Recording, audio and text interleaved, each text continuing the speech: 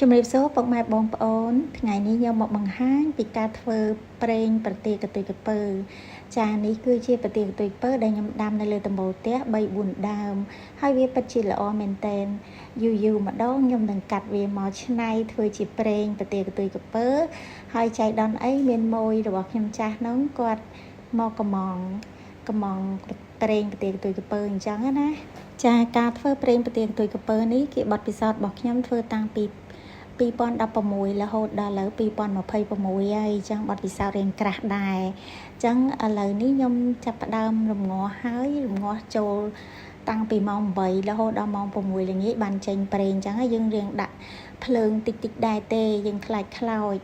ដើម្បីឲ្យបានចេញប្រេងល្អយើងត្រូវប្រើភ្លើងខ្ជុំតិច